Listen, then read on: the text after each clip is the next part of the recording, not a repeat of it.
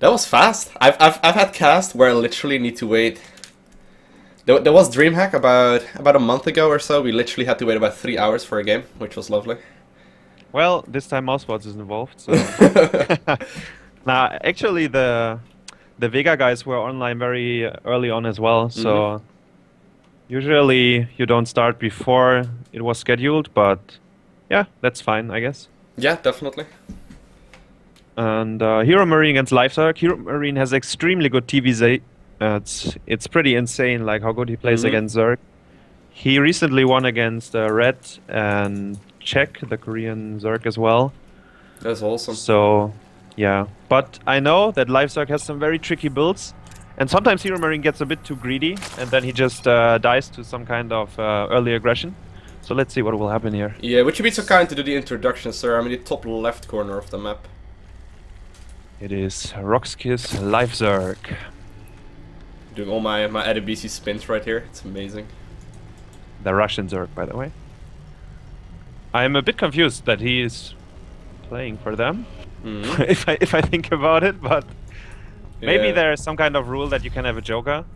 I'm not completely sure about it. I know that you can play with 4 players on your team and have 1 player play double, but I believe there was a similar rule in the previous season as well, so I'm not too surprised. I don't know that that Mouse doesn't really like the like that sort of a system though. Prefer the Mouse players. Now the player in the bottom right corner is obviously going to be the Mouse player. It's going to be none other than HeroMarine, a very good Siren player. I don't know if a lot of people have been following the StarCraft scene, but this guy's definitely been making a name for himself lately, which is very awesome.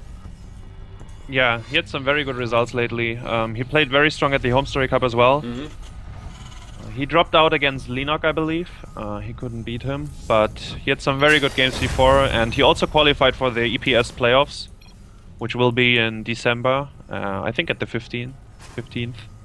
Yeah. So, yeah. Now, what do you expect out of either players? Obviously, it's a best of 3. So, how do you expect the series is gonna go? Do you have any like final predictions you can already give us? Well, I'm honest with you. Like, my TVZ knowledge is not the very best. It's not a Protoss matchup, but I know that Marines are pretty good, especially when they get +3 weapons. And I know that HeroMarine loves to play the Widowmine style still, even if it got a little bit nerfed. I still think it's a very good style. He doesn't seem to play mech at all, as far as I know. Sometimes in the late game he likes to play the very turtle style with like Raven and stuff. By the way, LiveZerg is opening up very greedy. I was just gonna mention that. It's actually a double hatch before the spawning pool. The spawning pool is only just now going down. Now, for someone who isn't maybe watching StarCraft II as much, this is incredibly greedy. What it means is basically, as you can see, there's already a Reaper going across the map, and Zerg players have an incredibly hard time just catching a Reaper in the early game, let alone killing it. But without any units, there won't be Queens, there won't be Zerglings, there won't be anything. And obviously the counter that LC was hoping for right here was actually a CC first from Mouse HeroMarine. Now what we do see instead is a Reaper expand. He is taking the low ground command center right now, but this Reaper might do a potential lot of damage. I think LiveZerg will be okay against the Reaper. He might lose 1 drone, but I don't think he will lose much more. He does have 300 minerals now, so he can start up 2 Queens right away. The Reaper is, well, just now arriving. And usually the Zergs have pretty good control, like the drones being hurt and then they make like spore crawlers and extractors. Let's see if LiveZerg... Yeah, he gets the extractor there. That was pretty good controlled. The Queen still takes a while, so... Yeah, it's mostly an annoyance after all, yeah. He's just gonna have to make units with all of these things, and might even have to cancel the extractor. There we see the first Zerglings coming out though, actually making a final spore crawler with that drone as well, cancelling the first one again, and so far nothing lost. A very solid play so far by LiveZerg. Yeah, that was very good defended, and now he's in a pretty good position. Like, he does have his 2 Queens. The third one is about to spawn. He does have a decent amount of Zerglings, and he will be able to make 1 million drones in like with the next lava inject. It's going to be crazy how much economy he will have. Yeah. Now we don't really like if you're LiveZerg right now in this position, you don't really need to worry about much else, because obviously he knows Hellions can't come out for about another minute or so, so he will be able to basically just drone. Now, what are 2 Hellions gonna do at this point in the game? Pretty much nothing. There's gonna be Zerglings out to deal with them. There's gonna be Queens out to deal with them as well. So we likely don't really see much of an aggression until like maybe 4 or 6 Hellions are out, and sometimes we don't even see that anymore because Zerg players are so good at defending it nowadays. Yeah, I agree. I believe it would be good for HeroMarine to push out with the first 2 Hellions right away. Because the Zerg will start to connect his creep now from the natural to the third. Oh, I love this. Like the scout, actually, the scout timing right there by LiveZerg is actually incredibly good. Kind of a risky way to actually get into the main base though, but he did manage to scout the third command center. And like the perfect setup. The Overlord will die. Yeah. It was worth it, I believe. A worthy sacrifice for sure. He does have enough minerals to rebuild the Overlords, and yeah. Yeah, most look at the importantly though, saturation. like he actually noticed that that there's gonna be more and more Hellion production going on. Yeah. It's 6 Hellions, Stimpack is on the way, so HeroMarine pushes out with 6. He does have a third command center, like he made it right away when he got the information that the Zerg opened up very greedy as well. So 2 more barracks is going on, so we will see Biostyle for sure, as we do see Stimpack as well. And yeah, 3 Queens are pretty good to defend this kind of attacks, so I don't think LiveZerg will take any damage. The main goal here is just to deny as much creep spread as you can. Yeah, he's actually going all the way up to 6 Queens, so there's gonna be 3 Queens dedicated to creep spreading very soon, and for defense obviously, but once those 3 Queens start actually laying down creep tumors, the creep is gonna go across the map really, really fast, and like you said already, HeroMarine, if he doesn't do anything about that, the creep is gonna be at his doorstep within a few minutes, literally, so that's going to be a little bit tricky. I guess we will see if those Hellions will be able to snipe them off in time. Actually laying the creep tumors just out of sight of the vision of the Watchtower right there, very cute. Yeah, it's a very good move. So he will have 1-2 more already spawning creep into the middle of the map. And yeah, this is a pretty nice style. He's getting melee attacks for his Zerglings. The Reaper just jumped in once again. HeroMarine should scout with it before it dies. Yeah, he will get the scout. But to be honest, that doesn't help him too much. He does see that the lair just started. So he knows his opponent has basically just made drones so far. And he's making 13 more. Wow, this is insane. Is he up to 80 almost? No, yeah, he's at 67 right now, and he will probably go up to like 70 and then take a little bit of a breather, but still, that is going to be pretty much the greediest you can go for. Now, in response, HeroMarine decides to actually go for his third CC a bit earlier than you would usually see it, because he realized, okay, I'm gonna fall behind the economy if I don't do anything. Now, we do see the upgrades going down for HeroMarine. Same for the Zerg player, like you already mentioned, but usually the Terran player is a little bit ahead on those as well at this point in the game, so yeah, standard play out of both players, except that LiveZerg actually went for a really greedy opener, and it seemed to have paid off quite significantly. Yeah, I think he's in a pretty good position if he doesn't take any damage to the first 2 Medivacs and Stimpack. He's getting his Baneling Nest in time. The Spire is on the way as well. He gets Overlord speed for his Overseers as well, so he can track down the Widow Mines, which will eventually being built, I believe. And yeah, HeroMarine will push out now with the first 2 Medivacs. Combat Shield is on the way, Stimpack is already done. And 1-1 will probably finish during the first battle.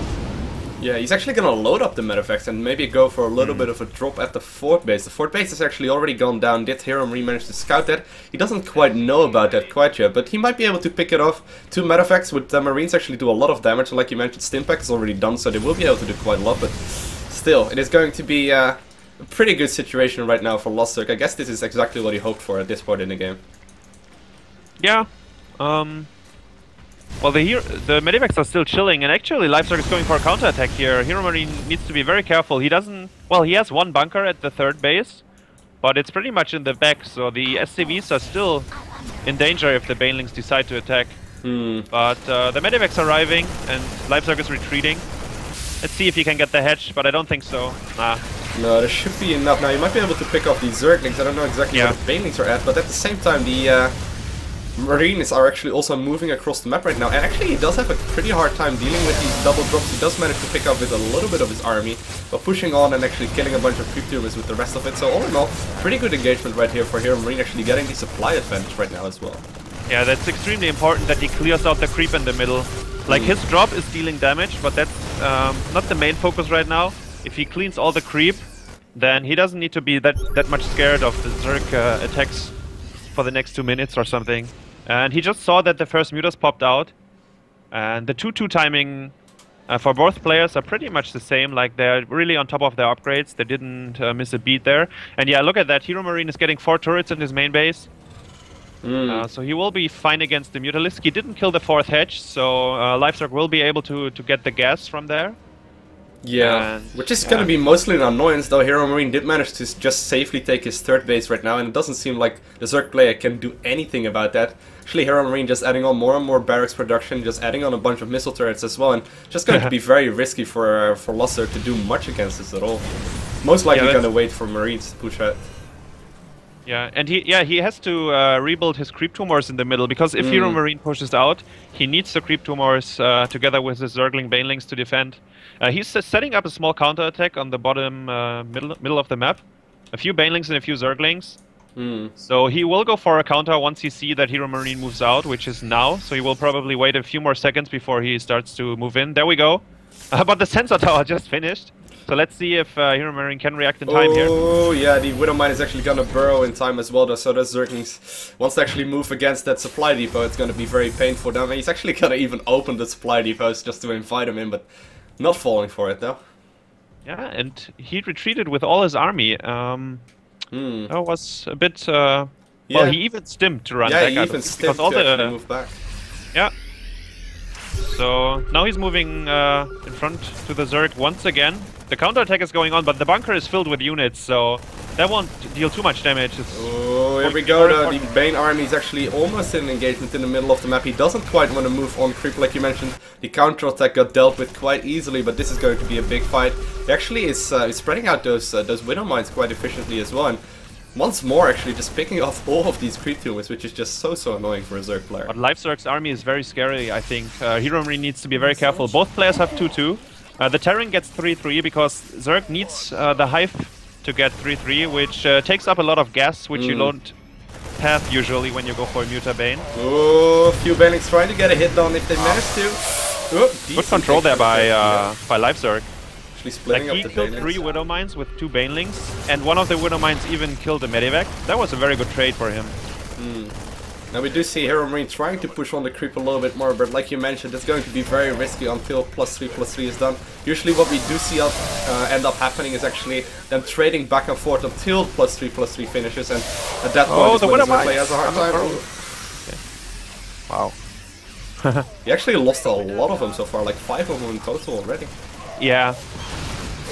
Okay, the Widow Mines got one shot in the Mutas, but not really connecting that much, and I think almost the Mutas could fight against this Marine Forest. Like, HeroMarine should retreat, yeah, and he realized that he can't go for that anymore. And LiveZerg is in a really good position, I believe. He's getting the Hive, it's more than halfway done. +2 missile attack for the Mutalisk is about to complete it as well. So, no, he's not out quite yet though. HeroMarine is actually taking his 4th base, but the Zerg is now on the counter-attack. He's trying to do whatever he can. Widow Mines are gonna try and burrow underneath of these Mutalisks, but the Mutalisks are gonna retreat in time. And even though there's a lot of Zerg forces right now, it is incredibly hard for a Zerg player to engage into this, because where are the Widow Mines burrowed? Yeah, that's true. But the Mutalisk will find the command center, and I believe if they right-click on it, it could die, because there are not too many Marines close there. But they still scare off the Mutalisks. Yeah, it's always a little bit scary as a Zerg player to deal with that. Now there's this gigantic amount of Banelings though that are ready for the counterattack as well. There will be Widow Mines here, burrowed in time, and they might get huge detonation off right now. Not hitting it quite yet, but the SCVs! Wow. The Widow Mine killed a lot of Banelings before. Still some SCVs being taken out, but the Terran, usually they don't rely too much on SCVs in the later stages of the game. Mules is all they need. Yeah, and +3/+3 is about to be finished up right now for the Terran player, which is going to be incredibly scary. Now we do see +3/+3 for the Zerg as well, and we do see the Ultralisk Cavern being built in the main base, as well as the Adrenal Glands upgrade. A perfect scan right here from HeroMarine, actually scanning the main base, knowing exactly what is going to happen.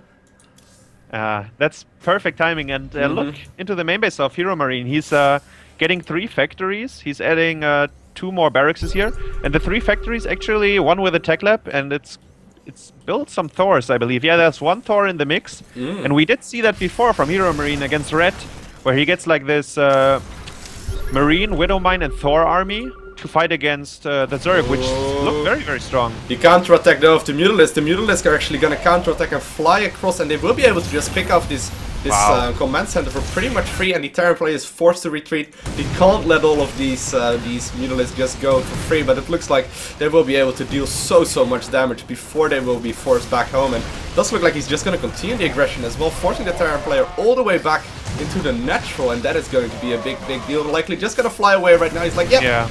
See you later, guys. That's very well done by LiveZerg. He did so much damage without losing pretty much. I think he lost maybe 1 or 2 overseers, a few Mutalisks. Yeah. So that was a very good engagement for him. Yeah, but first and foremost, though, he's actually giving himself a lot of time. Again, what? He's actually giving himself a lot of time to actually get Ultralisk out, which is like the most important thing at this point. Yeah, that's true. He will need some more supply. Like he has to lose some Zerglings before he can make Ultras. Buying time is fine, but he also needs to free up a bit supply. He could make like 20 spines, because look at his minerals, 5k. So he could get rid of his drones at this point. He will lose his 5th base once again on the bottom side here. The Mutas need to be careful because of the Thor. Oh! That was very close, actually. Yeah, Thors don't kill them quite that quickly, but still the splash damage is obviously very scary with the Marines back up as well. But still, it's going pretty back and forth, picking a hatch, picking a orbital command. But so far, who did you give the advantage to, knowing that +3/+3 is going to finish up? Also, actually +3 flyer attack, which is not something you see very often. Yeah, and +3 for the vehicle armor, so the Thors will be 0-3. I'd say it's very even. I mean, I think LiveZerg has a small edge because his bank is so huge, 5k minerals, 1k gas. The gas bank is not too big. Oh, those minerals are so risky! Wow. Well, yeah, that definitely hurt a bit. Yeah, that's where we see the splash damage nerf come into play a little bit. He would have lost a lot more if the old Widowmine was still in right there. But oh, he's about to get caught. Actually flying away smartly. Not going for the greed and into the natural. Nice setup though, a HeroMarine already having these Marines prepared. Yeah, that would have been a very good trap if the Mutas would try to get into the natural, but he defended, flew away. So he's getting 5 or 6 missile turrets at his planetary now. So he should be fine against the Muta counters together with the Widowmines. So I think HeroMarine will push out now. And how many Ultras do we have? 6 Ultras? Oh, and Infestors are joining the force as well. Infestors. There's about 6 of them right now out of the map. And once these actually join the fight, it's going to be huge. Obviously, HeroMarine won't be known about this. You won't probably see them until the first fungals are flying across. So that's going to be very risky. A little bit of a bailing engagement right now. Just trying to detonate all of these Widowmines. Wow! He's going to push back the Mutas! Wow, the Widowmines were crazy! Look at this! The Zerg army just died! Nothing left for the Zerg player right now. Actually, good engagement by the HeroMarine. I didn't actually catch all of the Mutas blowing up, but wow!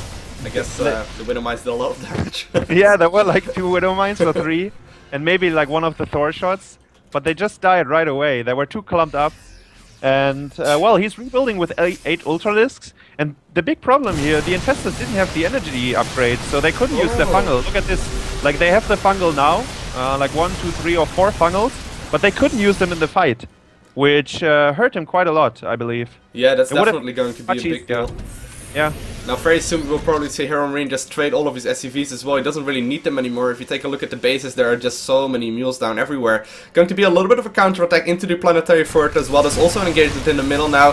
The Infestors do have fungal growth available, so they might be doing a little bit, but still the orbital or the planetary fort is actually not prepared right there, and it will be able to get picked off. Ow. That was a good move by LiveZerg. Yeah. HeroMarine was too busy with the main fight that he didn't repair. Very good counterattack, very successful, but Terrans usually have a lot of CCs, so a new one is just flying there. And let's just build for it right next to it. Yeah. LiveZerg needs to be so careful off creep. Like, his army is very strong, but if it dies, the game is over, because his bank is depleted. Like, he spent all his 5k minerals, and his gas is gone as well. It's a very strong army, but like he only has this one shot. Yeah, now we do see a lot of Marauders being added into the army, though. There's a ton of Ultralisk out right now, 15 right now on the map, and that is going to be a lot, but obviously Marauders do a lot of damage to Ultralisk, so that's going to be interesting, and that's going to work out. Might actually set up a little bit of a flank right here. It's very, it's actually very scary for HeroMarine. He can't just go home. There will be a bunch of fungals available for this fight as well, and he's going to try and actually sneak through the side part. No, he's actually just going to pick up a flyer there. There are Marauders in the middle of the map running through the Zerg army and not dying. That looks pretty cute. Oh. But yeah, he just evacuated all his army with the medivacs, and I don't think that LiveZerg can attack into this. Like, maybe if he gets a fungal, he's gonna have to. He needs to get the perfect fungals down. It looks like he's actually dealing a lot of damage with all of these ultralists. Ultralists are obviously incredibly strong. They have +3/+3. They have the armor upgrade as well, so they basically don't die. And it looks like the Zerg player actually did manage to push Terran back, taking a significant supply advantage right now, even though he lost all his meters early on. Yeah, and because there was no planetary anymore, HeroMarine couldn't hide behind it. Now he gets a better position. He does have a lot of Marauders still. Like, look how many Marauders he got. The Queens are here though. The Queens are gonna transfuse all of these ultralists. They're about to get out of energy though, but there's a little bit of a surround with other ultralists as well. This is still going to be a good fight, but he's actually dropping in supply so rapidly. HeroMarine once more taking the supply advantage, and obviously all of these Queens won't make it home, and well played as well. He has to support both Ultras and Zerglings and, you know, Infestus as well to just get the fungal growth on. And obviously not having the energy upgrade though with the first big fight was probably one of the biggest mistakes, because he did have 6 Infestus out, but they just didn't have a fungal available. Yeah, it's hard to say, but I think it would have helped him definitely. If you get like 2 good fungals or something, then the Ultras deal so much more damage. Because, like, if the Terran splits up before the fungals hit, then it's okay.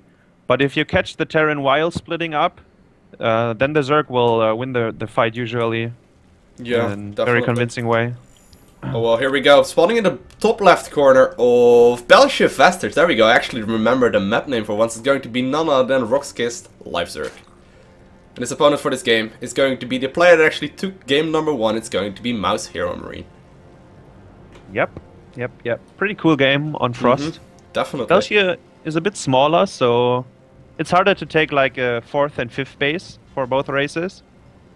And usually Terran takes like the 3rd base on the top here, like like on top of their main base, so they can push all the way to the 3rd of the Zerg, like in pretty much like one line, like walking to the 3rd and then to the Zerg space. Which is very nice for Terran, I believe. It's always quite funny actually how like a map develops, you know, because when actually the map came out like a long time ago, I think it was like at the start of Heart of the Swarm, if I'm not mistaken, people actually took the 3rd base, also Terran players, just in the bottom left corner, if they would have spawned in the bottom right. It's funny how a map develops and all of a sudden the Terran players all decided, nope, actually taking the more, you know, seemingly risky 3rd base is a lot better. Yeah, well, some Terrans still take the other one, but I think it depends on your playstyle as well. If you want to be very aggressive all the time, I think it's a very good choice to take the 3rd one on the right side here. Just because, as I said, you can rally your units there, so it will be kind of safe against run-bys, and from there on you just keep pushing, so the Zerg can't really go for counter-aggression. Once again, by the way, we see a 15 hatch. And and HeroMarine's going for the same opening as well. But this time, LiveZerg is doing a drone scout. I don't think he did it last game, right? No, he didn't. It was hedge, so he didn't go for drone scout. No, he was actually playing super risky in that game. Now, I would be very surprised if after scouting this, he decides to still go for the same build. Very unlikely. Yeah, there we go. We do see the spawning pool finishing up, or actually starting up, rather. And he's obviously going to have a lot earlier Queens out, a lot earlier Zerglings as well. But previous game, he actually defended it perfectly. Now, he did have the advantage that HeroMarine in the previous game actually didn't scout with an SCV early on, so he wasn't quite aware where his opponent was at, but still. It looks like, you know, just a standard opener for either player. We do see the Reaper already in production right now. He's going to send it straight across the map, and I'm very curious what he's actually going to follow it up with. He's still mining 3 in gas right now, so guess we'll find that soon enough. I just realized that LiveZerg was afraid of 11-11, like that's why he did the drone scout. He scouted pretty much all the proxy locations around his natural and pretty much in the middle as well. So yeah, because he did 15-15 hedge before, I guess he assumed that maybe HeroMarine will go for the cheese this game. But it's just the same opening, same safe opening for HeroMarine. The Reaper, well, I think we will see the same as last game. It will start to attack the drones, but not really getting one of them. But he did see the gas, right? That's very important. Yeah, he did see the gas. Yeah. It doesn't tell him too much though. There's basically like two. Oh, sorry. Yeah, you're right. But maybe he can jump in once again to see if it is still mining. Like 100 gas is okay for the Zergling speed, but if they keep mining, then the Terran needs to be much more careful because Roach and Bane attacks could happen very early on.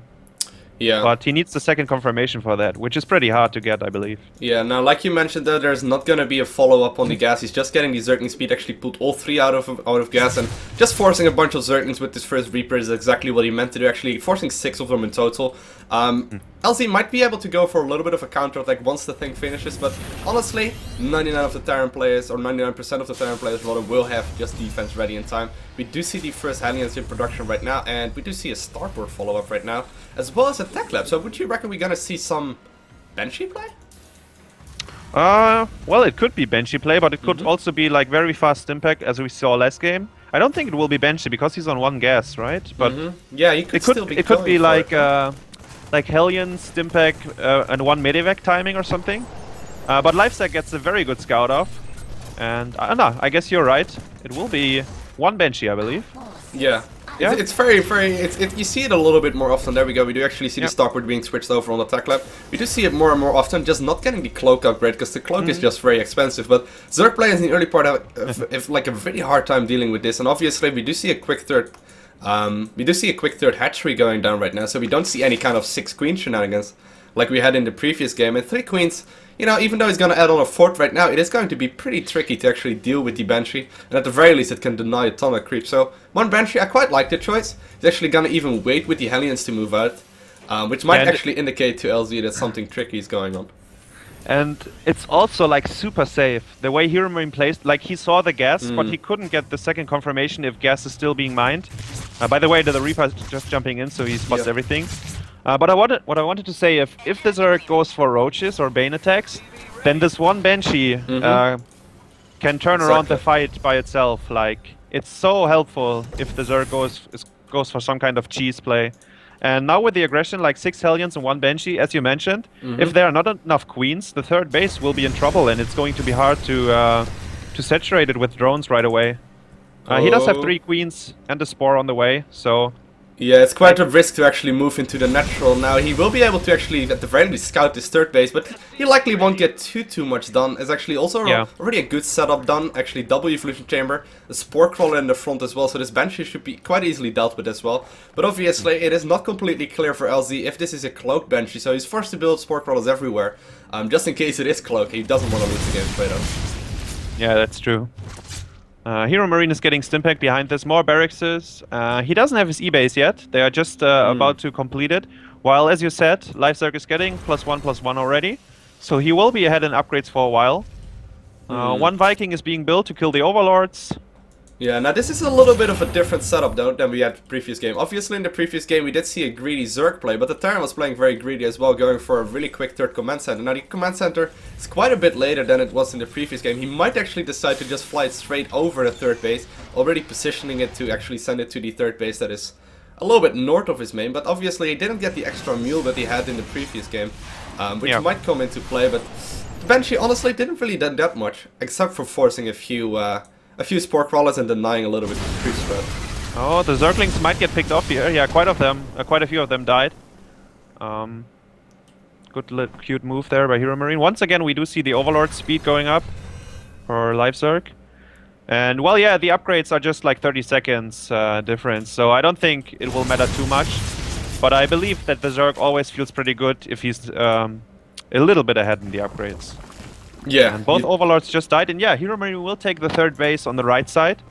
So I'm pretty sure he's playing pretty aggressive this game. Like, he will constantly stream with units to the 3rd base of the Zerg and starts to rally his units on top of there, probably very soon. Yeah, very solid play so far though by HeroMarine, not giving his opponent a chance at all. Like, I don't think his Zergling went across the middle of the map at all. Because the Terran player is just constantly moving in and out, actually denying a lot of creep spread. We're already 11 minutes into the game and the creep should be much further out than it actually is. And once more, the Zergling not getting surround right there, not really spreading the creep right there either, because obviously he would really like to spread this creep tumor right here into the middle of the map and, you know, just spreading at the 3rd as well, but it's just not happening because of all of these Hellions and all of this, you know, this 1 Banshee actually. Yeah, and he takes his 4th base on the right side. This is a pretty nice gift to HeroMarine. He will be very happy to pick off this hatch in the next, I think, like 20 seconds or something, when he's pushing out.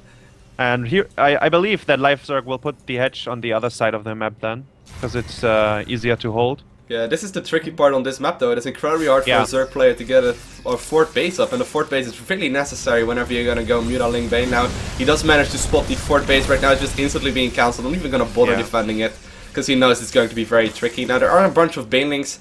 There are about to be morphed in, but he probably can't really do too much with this, because obviously there might be Widow Mines out on the map that he isn't aware of. Now, if you take a look at the unit tab, no, yeah, there's actually 4 Widow Mines out right now, and they're actually on the side of the Zerg player. That is incredibly annoying. They just borrowed while he was pushing out. I think HeroMarine should have started to kill some Cryptomors while he was pushing at the 4th.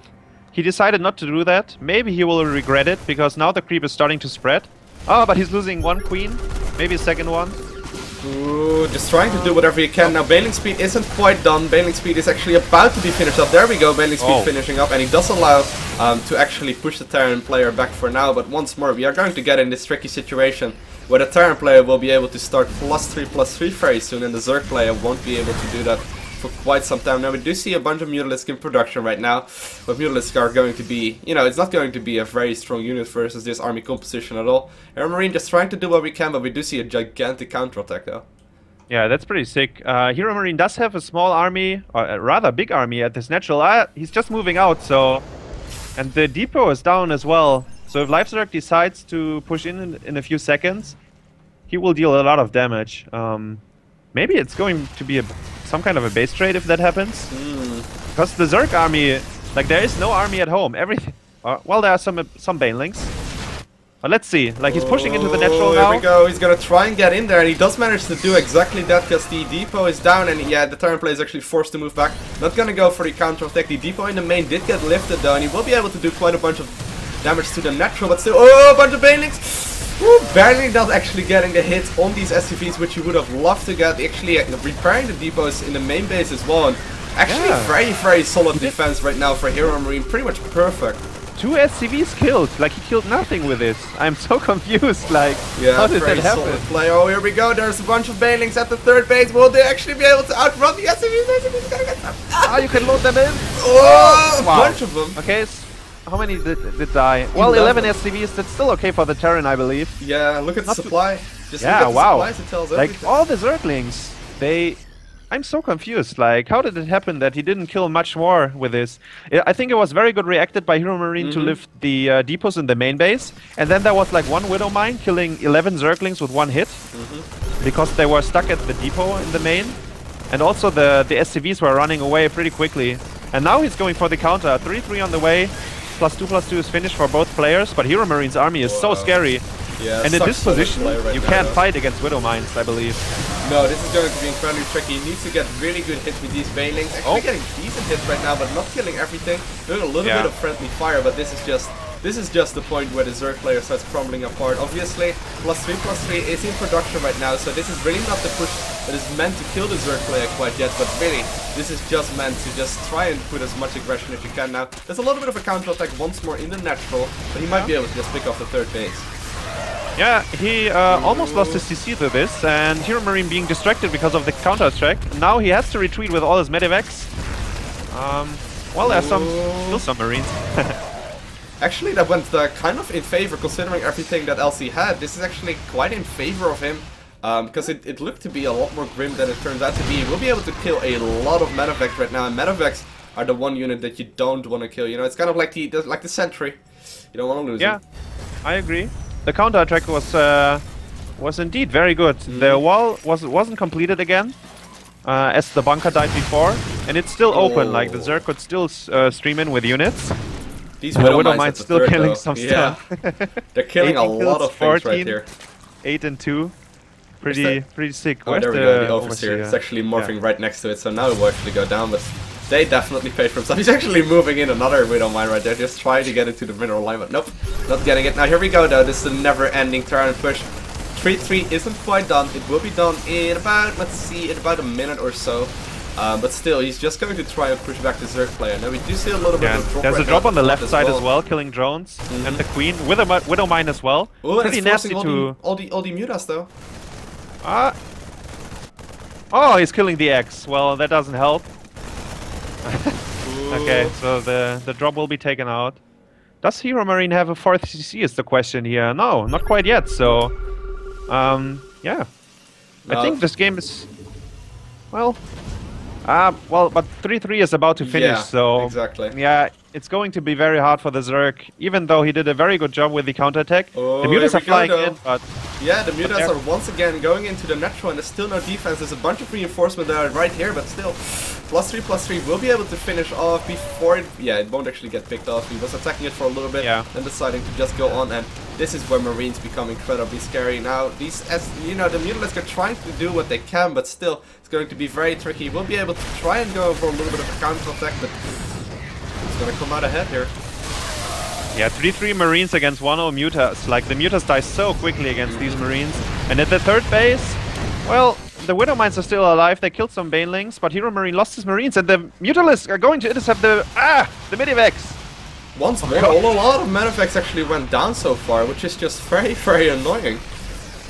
But he kept 4 of them, or even more, 6 of them. So, and LiveZerg is running out of money. He has to saturate his 4th base. His natural is almost mined out, but the big attack is going on, and I think this will probably decide the game here. Yeah, he's actually moving off of creep very well micro there by HeroMarine, actually pulling back as far as he could and actually forcing all these Zerglings and the Banelings to go off creep, which just makes it way easier for the Widow Mines and the Marines to pick him off, and it looks like he will be able to do a ton of damage. There's very little Zerg army remaining except for a bunch of Mutalisks, but Mutalisks versus Marines and, you know, Widow Mines, not really going to happen. Now there's a bunch of Banelings in production, but I don't think it's going to be enough. That's just 4 Banelings, and HeroMarine scanned them, so he knows exactly where they are positioned. And the Mutalisks trying their best, but as I said, 3-3 Marines against 1-0 Mutas. That's just not possible for the Mutas to fight. The Banelings maybe get a really good connection here. Oh no, never mind. They died before. Marines do a lot of damage now. He's actually gonna just reinforce across the map. You see actually a big Terran line just moving across the map, actually going for the 4th CC on the right side of the map as well. He's just gonna try and finish off the Zerg player right now. Looks like LiveZerg is actually going for a little bit of a last-ditch effort right now, but this is going to be pretty much GG once the Terran player is at this point in the game and he has this much supply, and you know the army pretty much in your natural. GG. Yeah. GG. Pretty sick against Scarlet yesterday. SOS against Scarlet. I think Scarlet should have taken 3-0, but then the foreigner effect came to play, and she lost, which was pretty sad. Yeah. But she got good games, the revenge against MC. I saw a really good game. I'm pretty sure like 99% of people saw it. Like game 3 between Bomber and Scarlet, that was amazing. Oh well. Yeah, I saw the Baneling mines. I didn't see the game, sadly, but I saw the mines on Reddit. Like the explosions. It's a good game though. Oh well, sir, would you be so kind to do the introductions?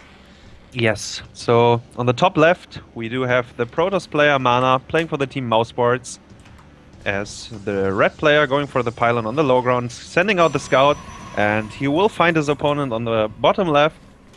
We do in have about Vega 2 minutes. Yeah, in about 2 minutes. That's true. We do have Vega FireCake, the French Zerg, right? He's from France, I believe. Yeah, I think so. I can use my Google skills. Hold on. I'm pretty sure that he's French. Sebastian FireCake Lebe. Yep, he's from France, indeed. Okay, and I think we might see a 15 hedge here.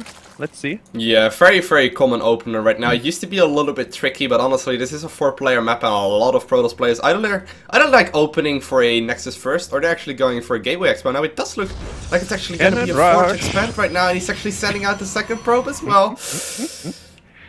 Oh, but wait, FireCake is, where's his drone going to? He's going for a drone scout? No, he's actually sending it to the third base. Is he gonna go for the third base first? Whoa! What a mind game. What a mind game is this?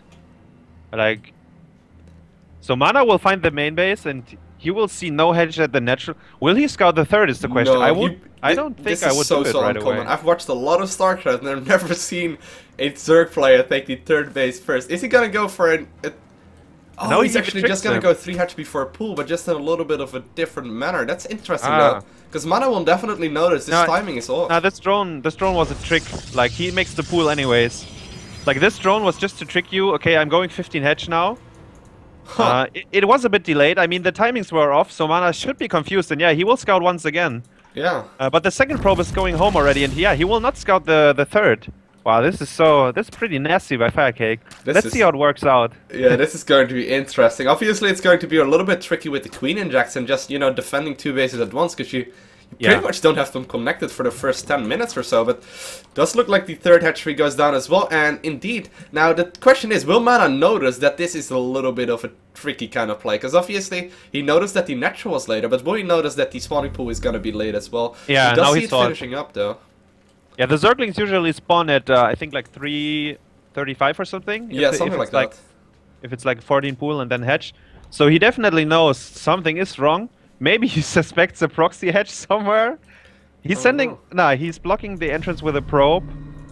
I don't think he is 100% sure what's going on. Like, the timings were off.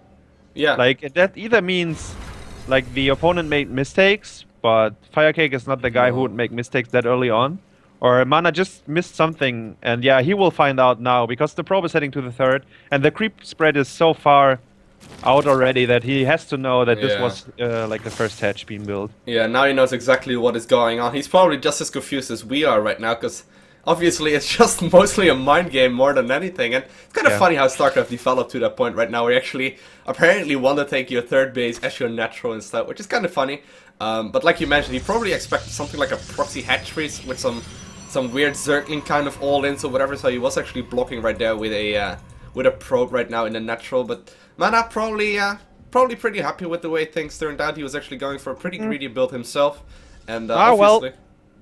Well, keep in mind that he built the Forge first and sent it out 2 probes. I wouldn't call that too... True, yeah, I think he will be pretty angry about that. He missed the 15 hatch play when he wanted to cannon rush. Like, this is not a spot where the Protoss feels too happy about it.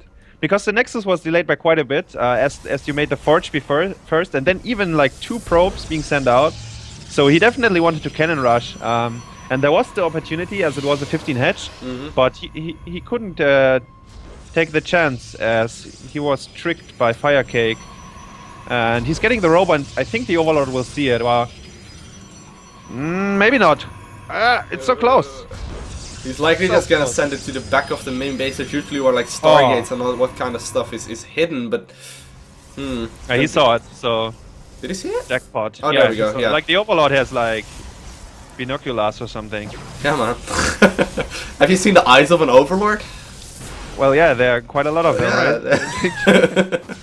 So they've managed to actually spot your Robo Bay right now. So what do you reckon is gonna be something like... Immortals or Warp Prism? There we go. Well, don't need to ask you that question anymore. Well, it's gonna often one is gonna be a Warp Prism, but we do actually see the Warp Prism and more gateways being added on. But is it a like Immortal all-in, or what do you think? He's chrono boosting his Warp Gate quite a lot.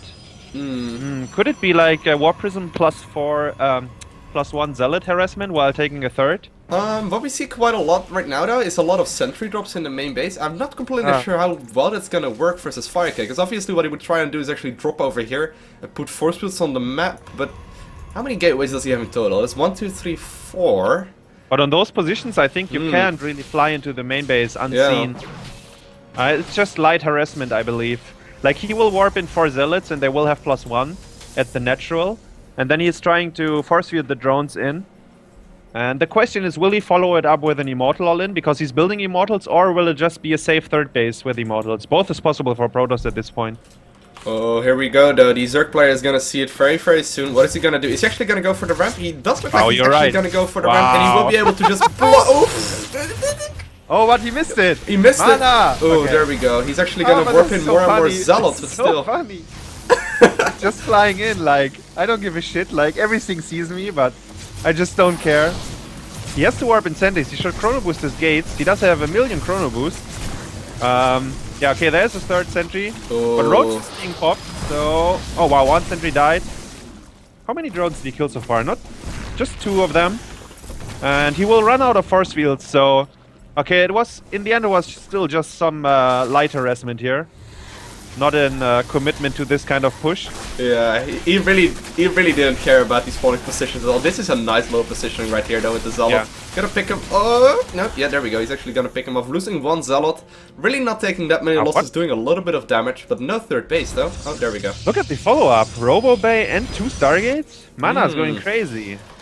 Yeah, he actually delayed the 3rd Nexus by about a solid minute or so to actually go for these weird buildings. So He's probably just gonna go straight into a late game composition, just going straight into a bunch of Void Rays and a bunch of Colossus and just hoping to get it up. Now, there will likely be a little bit of aggression, considering there's already that many roaches out. He's actually gonna produce more and more of Glider Reconstitution, about to be finished up as well, so this is going to be fairly interesting how this is gonna work out.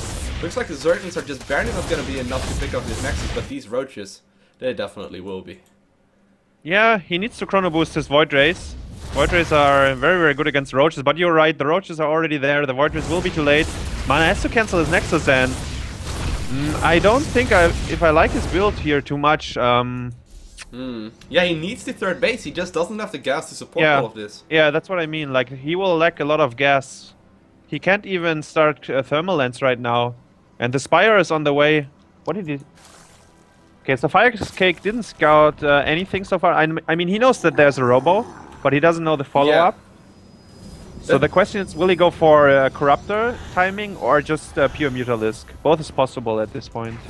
It's going to be very interesting though, because he obviously isn't aware of these. You know, he's probably gonna expect something like Colossus, which is a really standard follow-up to a War Prison, because obviously you already have the robotics facility down, but would you expect all of a sudden like 6 Void Rays to pop up? Now here we go, a little bit more aggression going on in a natural of the Zerg player. Mostly just annoyance, trying to force all these roaches back, and that's exactly what it does. So he might be able to take the third base once more. It's actually sending out, and he's actually gonna show the Colossus as well.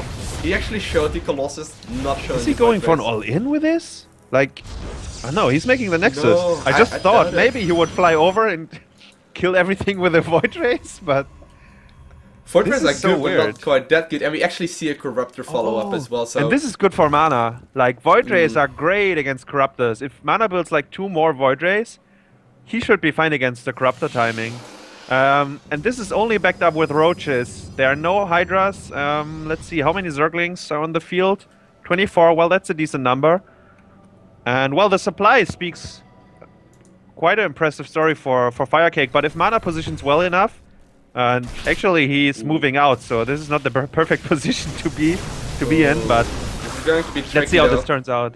Yeah, the Zerg player is completely aware of it, and he actually does decide to go for a counter-attack. Now, I wonder, yeah, he's actually going to split up his army right here to try and defend against this as well, but good force fields. Colossus, Immortals, Void Rays, they deal with pure Roach just fine. There's a bunch of Corruptors out, but obviously, like you mentioned already, Void Rays do bonus damage versus them. By the way, he forgot Thermal Lens, so his Colossus are not that effective. He can force field off the ramp in the back. He needs to warp in Stalkers, though. Mana is so much money. Okay, he's recalling home. And he really needs to get on top of his production. And there we go, he finally starts the Void Ray production again. He needs Thermal Lens though, like the Colossus are pretty useless like this. They are pretty much just a big Stalker with a bit splash. Because, yeah. I've never heard that a Colossus is a big Stalker. But well, the range is the same, so... Yeah, it's actually quite interesting. Yeah, it's not that helpful in a fight like this. Yeah. Now, even though all of these tricky things happened though for Mana, and Mana tried to do whatever he can, he really didn't get much done with any of his aggression.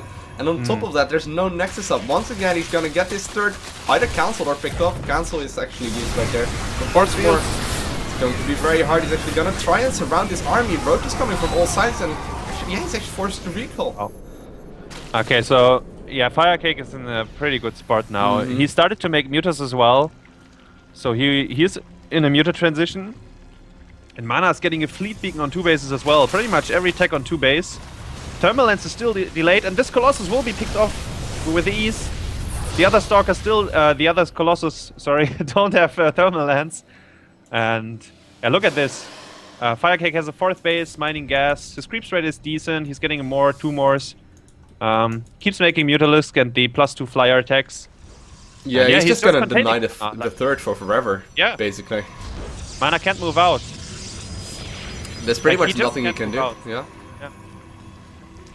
And it's very nice to see that FireCake is scouting the top right with a Zergling. Like, it's patrolling every base, so he knows that there's no hidden nexus. Mana will be able to apply some pressure to the bottom right base with his Zealots.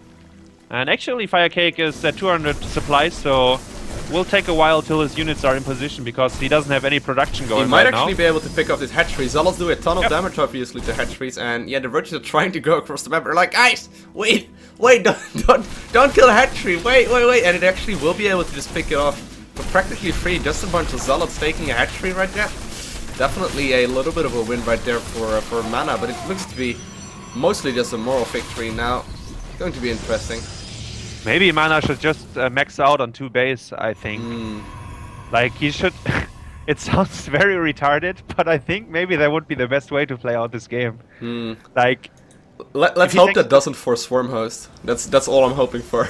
Oh, no, I think it's too late already. I don't think he will make Swarm Host anymore. He's at 200 supply, and he spent so much gas into like air units. So I don't think he will make Swarm Host anymore. And the Phoenix number is very high as well. I don't think Mana... Well... Yeah, he's gonna need a third base to make stuff. He needs a third base. Yeah. I can agree on that. He still has so much money. Now he's getting a Twilight Council as well on 2 bases. He's building more Phoenixes. The 4th base is actually once more going to get picked up right here by Mana, and he will actually deny that once more. You know, there's a lot of gas that you kind of need as a Zerg player, and the Zerg decided to just go for the other 4th instead. Yeah, you're 100% right. Like, the lack of gas income really will hurt FireCake, especially if you are Muta Corruptor. And Mana does have +1 air weapons on the Phoenixes. He's up to almost 16 of them. I think it's like 12 Phoenixes. And he will probably build a bit more once he realizes that the Zerg will just stay on mass air. And yeah, look at this. He's getting some good shots to the Mutalisks, killing a few of them. He's actually going for a very cost efficient with this. Yep. Yeah, sorry to interrupt you right there, but the Dark Shrine is going to do a ton of damage. There's really no detection out for the Zerg at all. What does the Zerg have for detection? Nothing. Yeah, you're right. If he actually gets... a million spores, by the way, in the middle of the map, but... Yeah. Like 6 spores, but... The War Prisma is still alive, and as long as this is alive, the DTs will be a threat. But speaking of the Devil, he's making an infestation pit, so maybe we will see Swarm Host anyways. Let's see if he gets it out. Oh, let's hope not. Last time that didn't go very well. Now we do see the cannons finished up right now in the 4th base, which is quite nice actually. Good fight for Mana here. Yeah. Very good fight for Mana. Force field! Too late. Wow, but he cleans the whole area. I think Mana could just chase now. He's too scared probably. Let's see. Yeah, he should just chase the army. Yeah, that's exactly what he's gonna do. He's gonna try and pick up as many Mutalisks as he can right now, and he will be able to pick up all of them if he actually is careful right now. Looks like the Roaches are gonna try and get in. See what? He's cold. What? What is going on? This is so confusing. Obviously, you just don't want your identity given away. Well, sir, would you be so kind to do the introductions? Yep. In the top right, we do have the Spanish mouse player Vortix, and in the bottom right, the French Zerg playing for the team Vega. It's FireCake, and this is the ace match in the EES between Mouse and Vega. It's currently 2-2, and this is the last best of 3 to determine who will win this clan war. Yeah, it's going to be an interesting one. Now, this is Zerg vs Zerg, and Zerg vs Zerg is very common to go for cheeses, but nope. We do see Overlords being taken for both players right now, so 9 Overlord for both players. Obviously, this is a 2-player map, this is game number 1, so oftentimes you would actually see a little bit of a cheeky kind of play, but it looks like both players deciding to just play straight up. Now, if you're gonna see Hedge first, that would be just an indicator of just risky play, but I guess we will find out very soon. Now, I wonder if you're gonna see an Overlord kiss though. That's always the question in ZVZ. Yeah, I think we will see Roaches. I think that's a solid bet right there. And if we don't see Roaches, we will see Mutalisks. That's it. Like, usually the players don't die to Ling Baneling aggression anymore, like unless they screw up or do something wrong. And then it comes to this mid game where it's either like Roach against Roach or Muta against Muta. Yeah. On this map though, this is a pretty small map, so there's a lot of wide open spaces, so most of the time on this map you will see, you will see a lot of Roach play on this map especially. Yeah, that's true. So Vortix is going for 15 hedge, while FireCake is going for 14 pool and then hedge, or 15 pool and, yeah. It's a lot safer right here by FireCake though. It's interesting. Yeah. Like, you would think that he would go a bit more risky because he's probably the player who is the underdog in this matchup. But Vortix just doesn't care. He's going for the more risky build, and even gas before pool, right? Like hatchery gas pool. Yep, was it? Exactly. Yeah. So this is the most greedy build. Yeah. Yeah.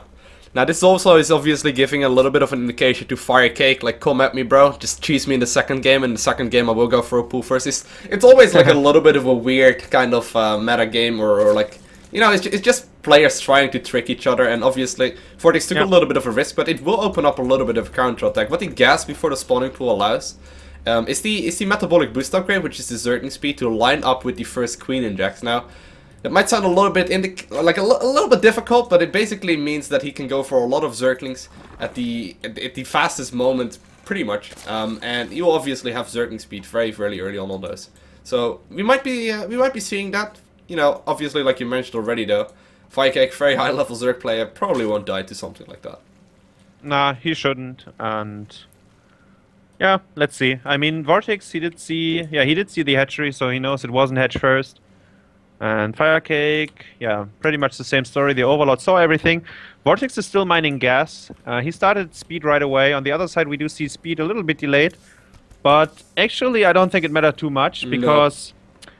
Well, I mean, your Zerglings are quicker, but they are not stronger. So if you have the same amount and you're defending with queens as well, like, that doesn't matter too much to have speed a bit earlier. Yeah, even if Vortix, even if Vortix goes for like a bunch of Zerglings right away, the Zergling speed will be finished up for FireCake as well as soon as they arrive. So it shouldn't matter now.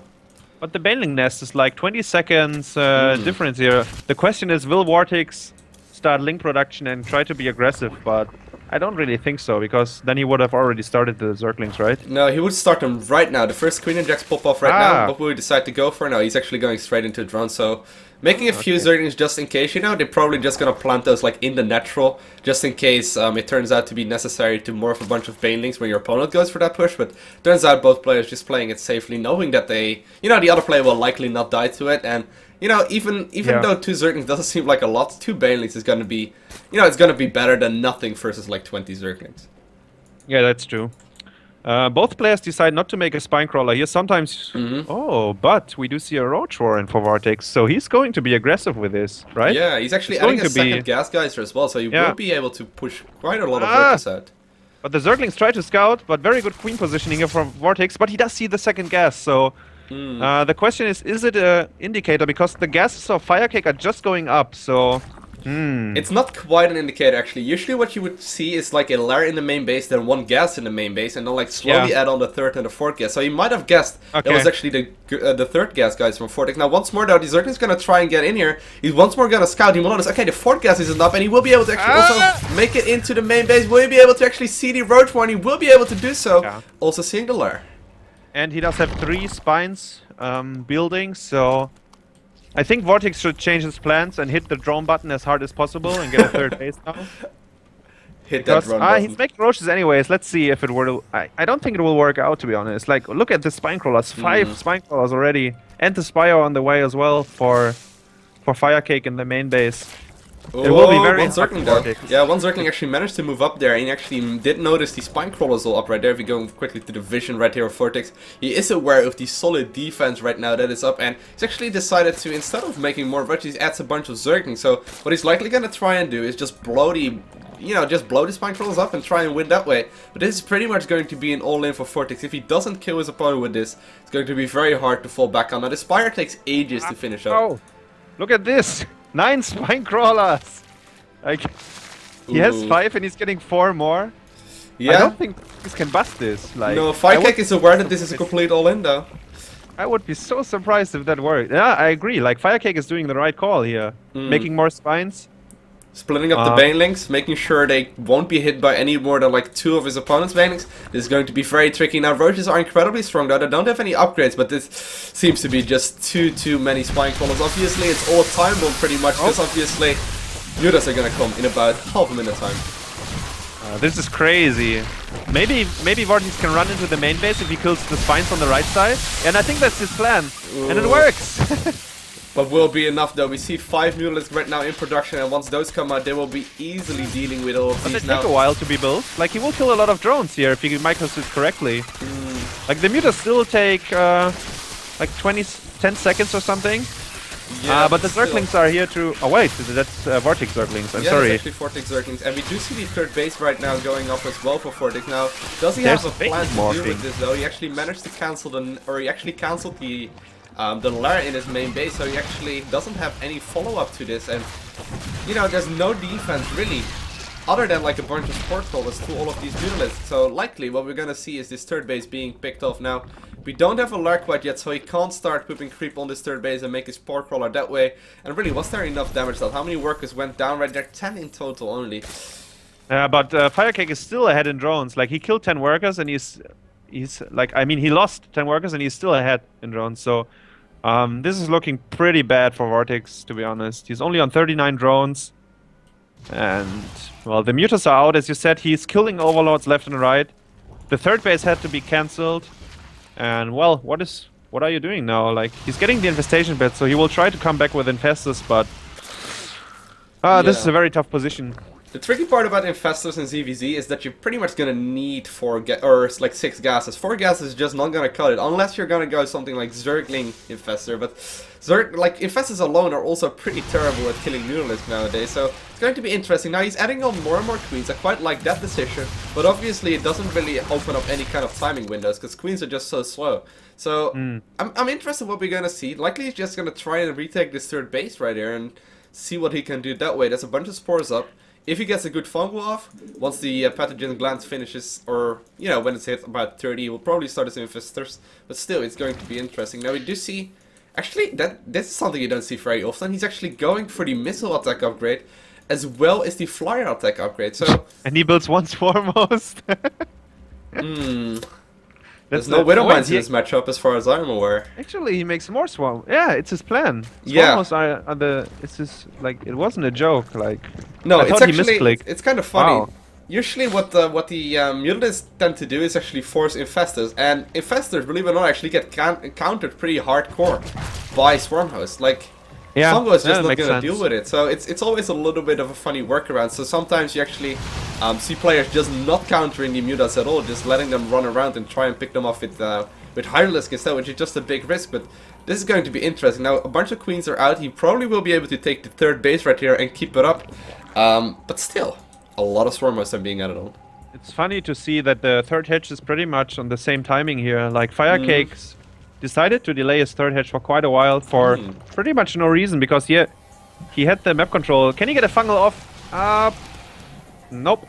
He doesn't go for the fungal here, because the queens were pretty much out of range, so he would have used at least 2 or 3 more fungals for only 3 mutas. Probably not worth it. He wants to catch more. Like, he wants them all. Funny though, like how this matchup works out, because Vortix, actually, when we look at it right now, he's at a little bit of an advantage, even though his opponent has a counter to what is happening, and he's not upgrading. He does have a supply advantage right now. Now, it all depends on really how greedy either player is going to be droning up and when Vortix decides to go for his own upgrades. Like, he's not having any of them quite yet, and he really needs to start those very soon. He might decide to even go for double upgrades very soon as well.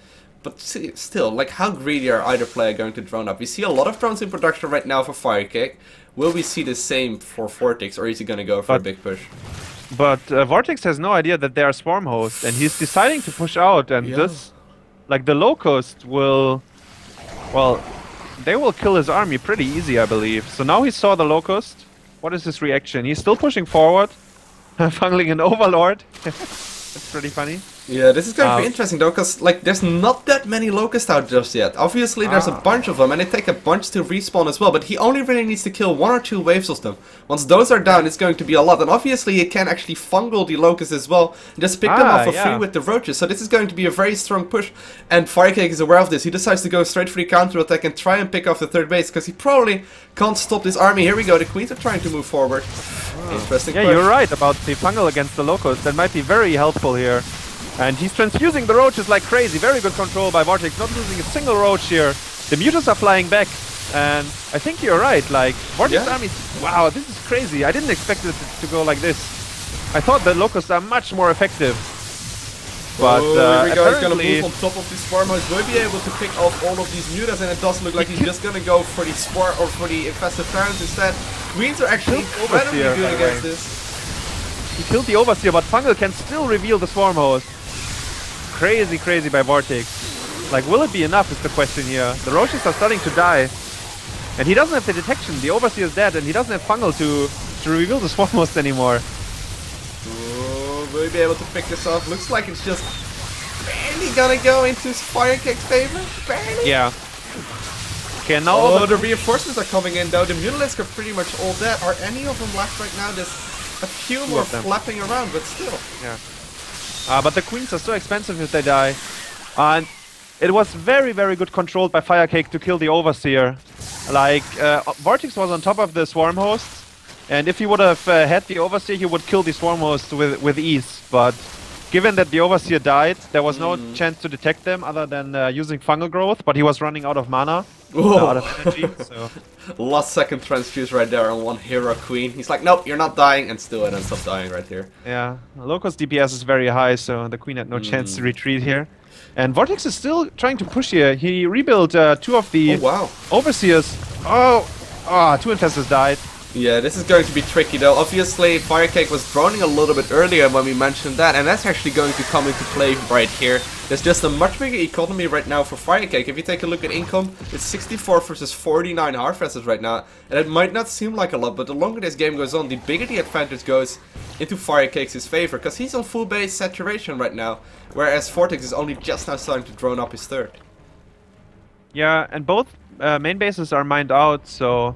Vortix can use the drones to send them at the third.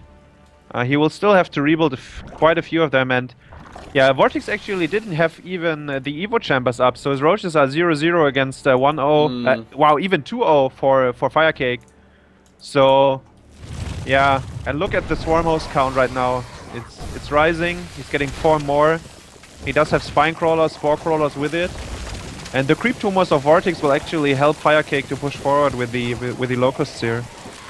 So this is a pretty tough spot, and yeah, he really needed to do more damage with the initial push.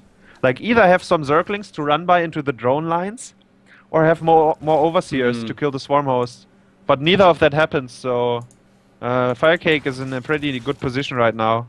Yeah, this is going to be incredibly hard for Vortix actually to come back from. It looks like it's going to be a long and painful death, because obviously he's not going to roll over and die quite yet, but this is going to be tricky. The fort base is actually going up right now for FireCake, and these locusts are just going to come non-stop. We actually lined them up in a way that they will just go non-stop. Like, there's not going to be a single moment when there isn't a locust out on the map, and they're just moving across the map. And even though they don't get very far, they will just push any kind of, you know, any kind of push that Vortix wants to go for. It will be pushed back automatically.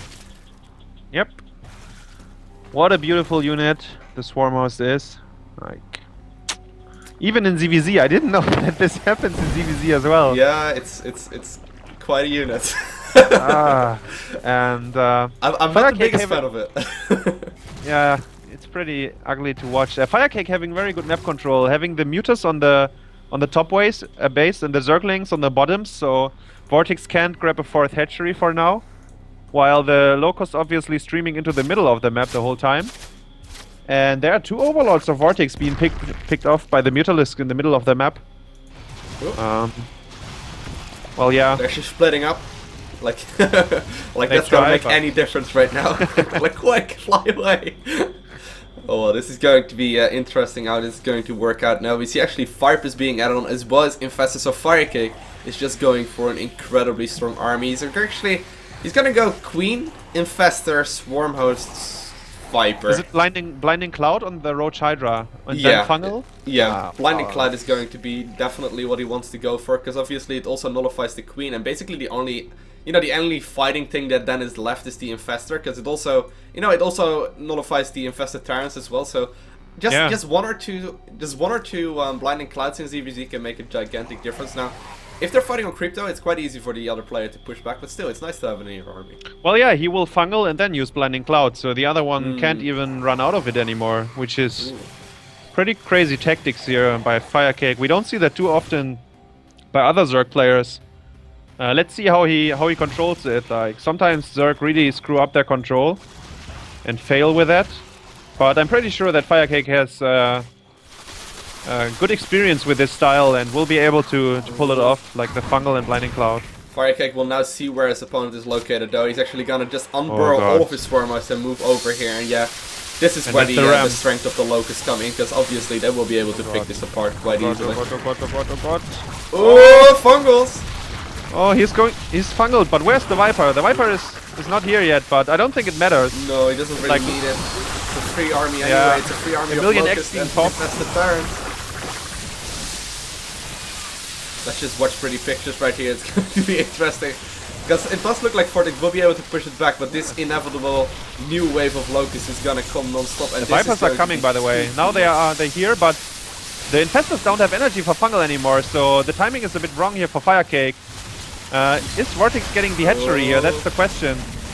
A lot of Blinding Cloud being used, and the Hydras are completely out of position now. Ah!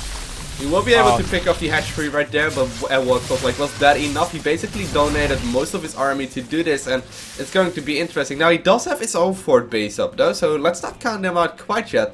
But still, upgrades only just now +2 star. You know, it's about halfway done right now for Vortix, and he really doesn't have an army composition that can deal with FireCakes. FireCake is just gonna try and get the strongest army that is humanly possible right now, saving a lot of queen energy as well, and he's just gonna retake the fort base, going for swarm hosts and vipers. Going to be interesting. Yeah, how do you beat this? Like, do you need ultralisks or what? Like, ultralisks can't be hit by fungal, I think.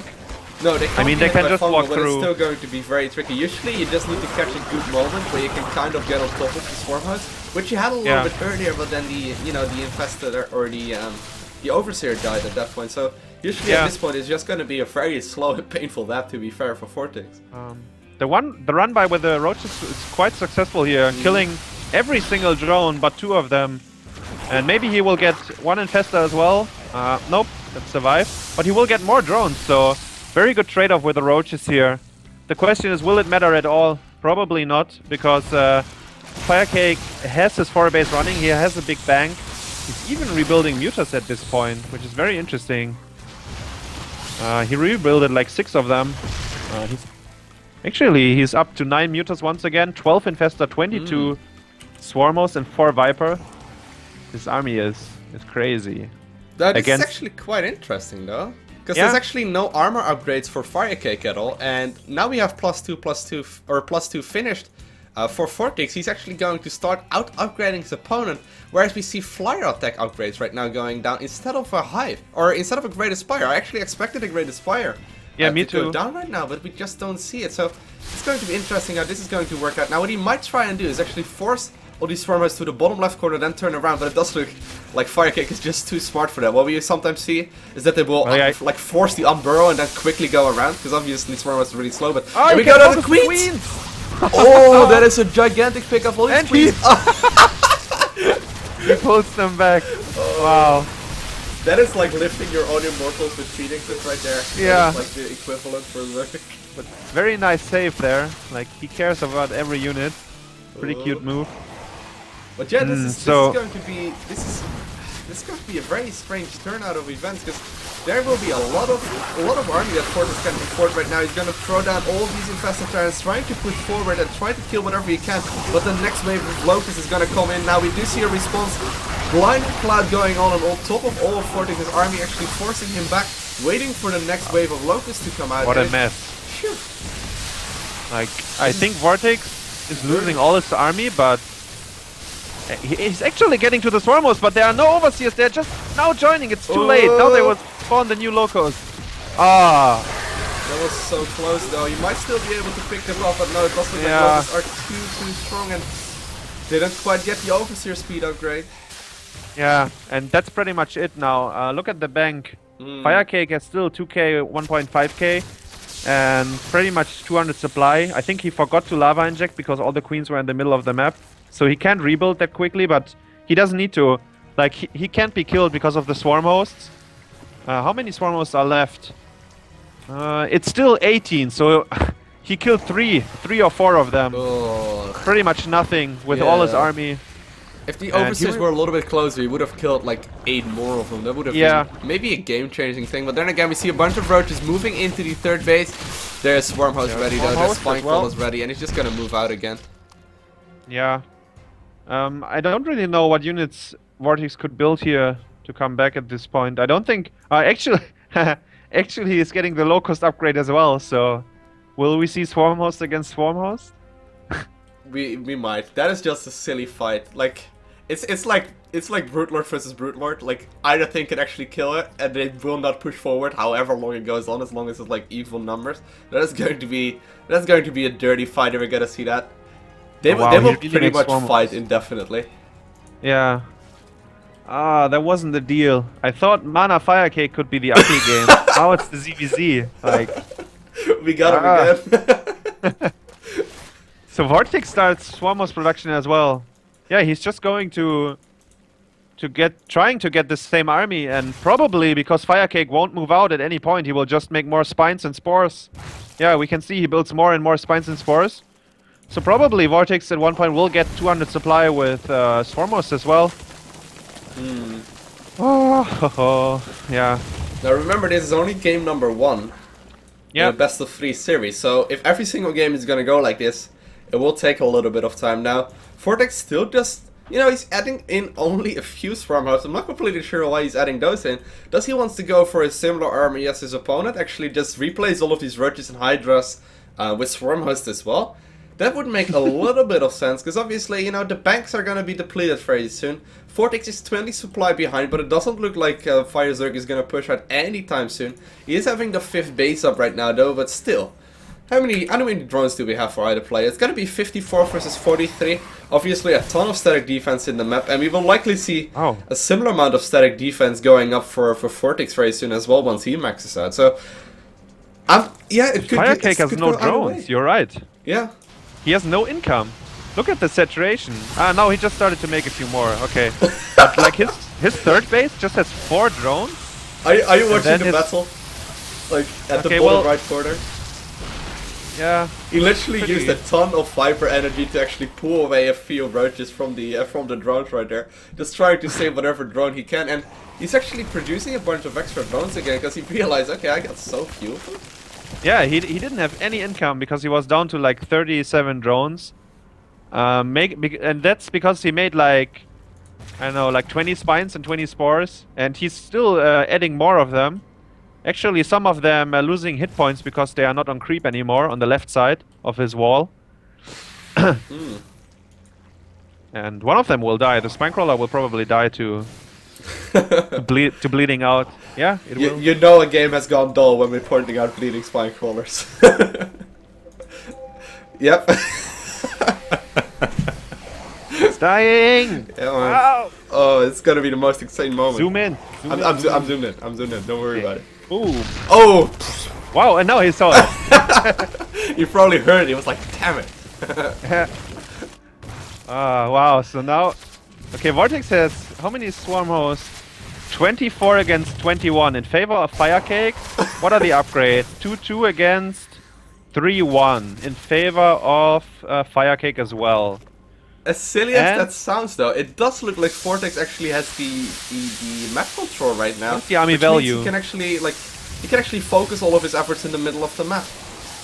This is gonna be an indefinite fight. But don't forget about the Vipers, like Blinding Cloud on Lowkos.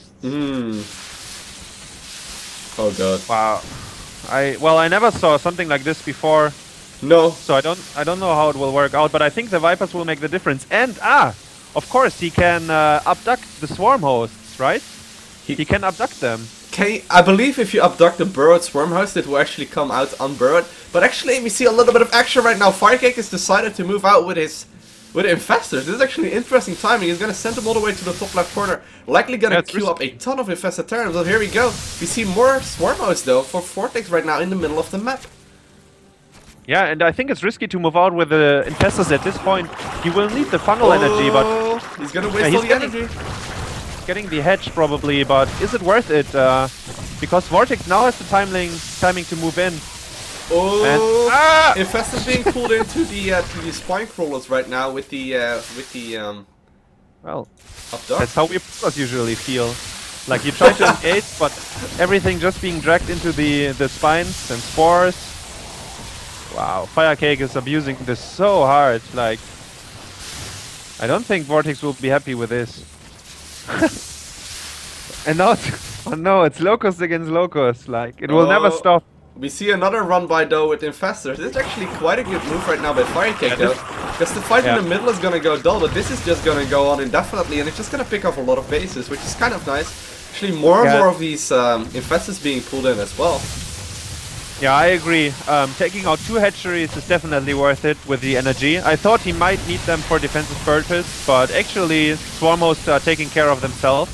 Good fungal on the Vipers, but even if the Vipers die, there's no way that FireCake can die, as he does have his static defense, so... Yeah. It's kind of funny how we're actually comparing Outrage right now of Locust, but both Locusts are at +3, +2. And it's actually a flank of Locust right now coming from the bottom right as well, making sure he gets a little bit of engagement right now. And Vortix actually losing a lot of supply right now. Lost most of his... Did he lose all of his infestors? Yeah, he actually lost all of his infestors right now. Which is annoying, but it does mean he can actually add on more and more of them as well, so... this is gonna get dirty. Vortix doesn't have income anymore, he's down to 1 base. And I think, yeah, he accepted his situation here. And yeah, he will... there's no way you can win this anymore. Like, FireCake will never move, he will just stay. Vortix... Wait, his Locusts are getting pretty close to the Swarmos, but does he have detection is the question. I don't see a single Overseer here. And no anti-air as well, so the Mutalisk will be able to kill the Swarmos of Vortix. Ah, there are still 5 Hydralisks, so... Yeah, those 5 Mutas you were laughing at earlier are going to be the heroes right now, but hold that thought because there's going to be a lot of infested Terrans on top of all of these units, and this is going to be... We're actually seeing Vipers pull burrows, Swarmhouse out of the ground, actually make it. If you bring 2 or 3 infested Terrans versus might be different, but yeah. So let's jump into the second map. Yes. Spawning in the bottom right corner, losing game number 1. It's going to be none other than Mouseports Vortix. Hooray! Oh right, you were doing the cheerlead. Damn, it was your turn. Oh well. We will probably get a game number 3, I hope so. In the top left corner, spawning for Team Vega, it's going to be none other than FireCake. Winning game number 1. Yep. And no early pools once again, so pretty much we will see maybe 15 hatch out of both players, or pool first and then hatch. I don't think... Is there any other build? Maybe some kind of Speedling all-in or something? There's a few Speedling all-in. Sometimes what we see is like a 14 gas, 14 pool, which is a build order that was really popular when pretty much StarCraft II started, and it all of a sudden came back a little bit when everyone started going back for hatchery first, but honestly, it's very uncommon. So most of the time, you know, considering they already went past the 10 supply mark, most of the time what's going to happen is like a pool first versus a hatch first, or like a... You know, it's pretty similar anyway. Like, people are always... over-analyzing hatch first versus pool first, but honestly it's only like 1 or 2 larva difference, kind of depending on exactly what you're going for, so it's not a big difference, except for the fact like we see FireCake and Vortix do right now. Going for a pool first, it's just way safer, you know. If your opponent goes for a 10 pool and you go for a hatchery first, it's basically considered a build order loss, and obviously going for a spawning pool first is basically a build order win versus a 10 pool, so you know, it's just a little bit of a trade-off that you need to make in the early game. Okay, yeah. And I think like the only 1 base possibilities is when you get like really early gas and really early pool, so you can go for like Speedling Bane or something. Yeah. But yeah, that's usually being like, then it's like a 9 pool or 8 pool, I believe. So yeah. Pool first and then hatchery for both players. It's the safest opening. It's just the safest all-around opener, you know, without taking too much of a risk. Going for the gas a little bit after that, likely gonna see the gas. Yep, there we go. Gas for FireCake as well. So both players going for very, very similar openers. Gonna start their queens, gonna start a set of zerglings for scouting purposes, and you can basically just watch the production tab until there's any kind of difference going on, you know, because up until this point, it's pretty much been 100% the same. Is this an extractor trick? Please tell me it's not an, it is an extractor trick. Okay, never mind. No, it's 100% the same. Like, both get 2 zerglings, then they run out to scout, they get the queen at the same time. Exactly. The gas mining is exactly the same. Well, Vortix has like 10 gas more, but that doesn't make any difference.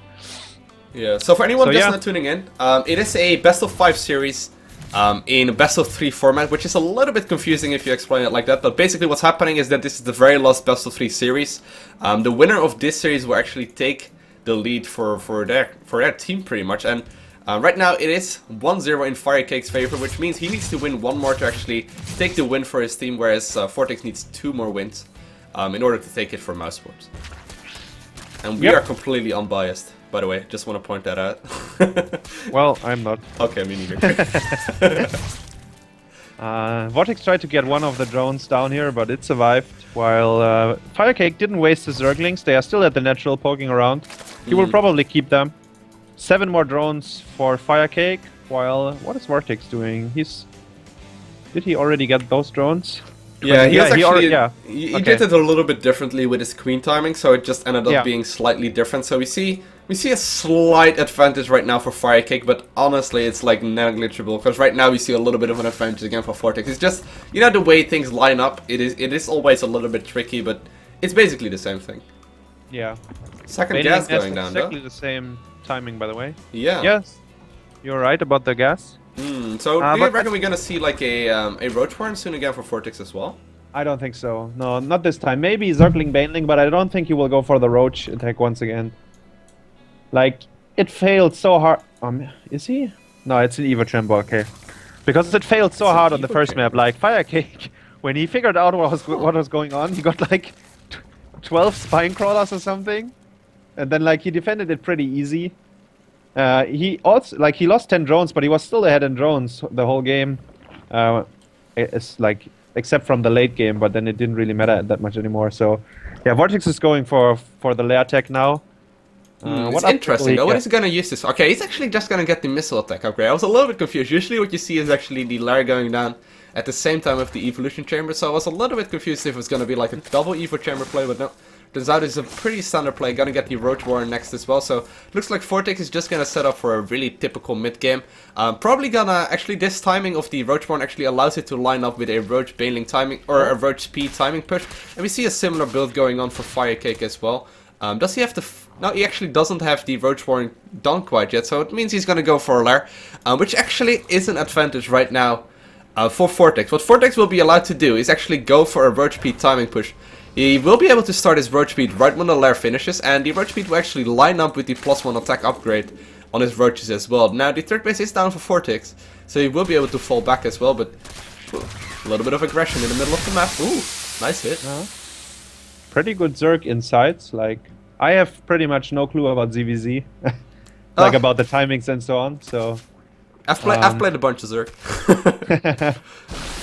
I just, well, the Roach Speed didn't start yet, so it was probably busy microing his attack here because he wants to take down the hedge, and I think he will be successful. There's still one Baneling of FireCake, so... wow, a lot of micro going on. Vortix lost the patience, he lost his Baneling. But there goes the Baneling of FireCake. And he will still be able to actually pick off this hatchery. Now he does only just now start Glio Reconstitution, which is kind of a big deal because it doesn't allow him to go for a Roach follow-up. Likely just going to target Friday Hatch right now. Exactly, that's what he's going for. Morphing a few Banings, just trying to distract his opponent. There we go. Council being hit, whereas the opponent, you know, Vortix actually does have the hatchery up right now. Yeah, but he has to build quite a lot of Zerglings now, right? To be safe against the counter attack of FireCake, otherwise he will lose his hatchery as well. Yeah, and we do see the first Mutalisk in production right now as well. We do see straight in Infestation Pit Vortix realizing, okay, that timing push is not going to work out anymore, so he's just going to spore it up. Now he will be able to start spores at the third base, which is something that he couldn't do in the previous game, so that means he will most likely keep this third base alive if he can deal with all these Zerglings that are out. Yeah, that's 100% right. He makes 6 spores, so there will be no damage taken. He's sending back the Overlords. Probably 1 or 2 Overlords on the map will die. But all others should be safe. And he has spores everywhere. He's getting the Infestor upgrade right now. FireCake gets some really good scouting with those 2 Zerglings. But honestly, he couldn't have really scouted anything else than what he's scouting right now. He probably, in 100% of the situation, would have expected the Infestation. But the only other thing is maybe like... Hydra then? Or something? No. Hydras are super risky, you know, because there's like... Basically, Banelings do bonus damage versus Hydras, so it's always super risky to go pure Hydra Roach versus army like this. So maybe what it could have scouted is something like a Spire, because considering he has the gases up a little bit earlier than his opponent, but that would have been a risk as well. So honestly, this is probably gonna turn out in a little bit of a stationary game in a little bit as well, because we do see just static defense going up and Infestors. Now we do see FireCake also going for his own Infestation Pit right now. Now will we see the Locust upgrade or will we see the Pathogen Glands upgrade for the Infestor? That's going to be the question. Well, yeah. In Heart of the Swarm I'm cheering for the Infestors, but Like in Wings of Liberty, it was the units I hated the most. I got really angry when I saw them, but now it's like the Swarm Host, which I think is like such a bad unit. The Swarm Host yeah, he's getting Swarm Host, but he didn't start the upgrade yet. But yeah, well, obviously the upgrade is not the highest priority in this stage of the game. Banelinks. Okay. Good reaction there by Vortix. He will get away with almost every Zergling. Yeah, but this he is also just, didn't see anything. Gonna get stationary. Yeah.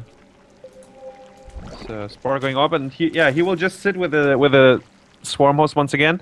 The question is, this time Vortix is not behind from the early game, so will we see the same kind of timing push with Roach, Hydra, and Festa against the Swarm Host play, and will it work this time? Because it was close last game when he was pretty far behind from the early, but almost made it work. So I believe if he goes for the same build this time, it could work out if he doesn't screw up his Overseer once again. Yeah, I wouldn't be surprised if we see that. Yeah, he's making a lot of Hydras, he's making the group Spines upgrade as well, so we could definitely see a push that you're talking about right now. Yeah. The thing is, whenever you play Roaches versus Locusts, you will actually not be able to really outrange them, even with Fungal Growth, but obviously Hydras have a lot more range than Roaches, so you will be able to do, we'll just be able to deal with the Locust a lot easier of your opponent, so you can just cruise through them a little bit. Now, considering this map, there's actually a lot of positions that FireCake need to defend, a lot more than on the previous map, because he could just send them to the middle. So, on this map, if he rushes straight into the natural or the third base, and he just goes, he basically just goes completely for it, you might be able to do so. Now, we do see the fourth base going up right now for FireCake, and it does look like Vortix is going to move out across the map. No fourth base of his own, though. Yeah, and this push looks very strong. Look at the supply, 170 against 120, and he pretty much only built Hydras and Infestors so far, and he's going to reinforce the Roaches. Roaches run really quickly across the map, so they will be here in time. And as you mentioned, like Fungal plus Hydras outrange the Locust pretty easy. And he can also Fungal like the Mutas, so I think Vortix army is like perfectly to kill this. He just needs to get a good angle. And he will probably run to the fourth and then into the third, I believe. Oh, wait, no, never mind. There are like 6 spines already on the third this is going to be interesting. If Vortix does decide to push in right here, he's taking a big risk because he needs to do a ton of damage. He would be able to at least like pick off this fourth base for free, but still, he is maxed out. He can't make any more units, so he needs to have something happen to this. Now, if he allows all these spines to finish up, it's going to be a very hard push. He should kill the rocks and push into the third. FireCake doesn't have Fungal, so he can't hold it in place, while every unit that comes, Vortix can Fungal, like the Zerglings, the Banelings, the Mutas, like whatever comes close, he can Fungal it. And yeah, look at the position. I think it is going to be, like the concave will be huge for Vortix. Probably he doesn't even need Fungal, because the entrance is so slow where the Locust will run through, like this funnel here. Oh, that's a perfect positioning right here indeed for Vortix. Able to pretty much just Fungal everything. Now the Infestor moving forward right there. Ooh, a little bit of a miss micro right there. He's losing a bunch for free, but he will at the very least be able to pick up his base now. The Overseers. The Overseers once more not here. The Overseers getting picked off by the Mutas. No! Not again! Such solid play though. He did manage to take the third base out where he is on his own third base still up. Ooh, nice playing right there by FireCake, but still this is definitely going in Vortix's favor. Having a third base up when your opponent doesn't allow any more production going on, and he will be able to retake it, but it's gonna take it's gonna take like a solid 2-3 minutes. Or 2 minutes. Of Stefano at the Home Story Cup. Like losing his third base, but making it a 60-minute game, sitting on 2 bases with Spines and Swarm Host.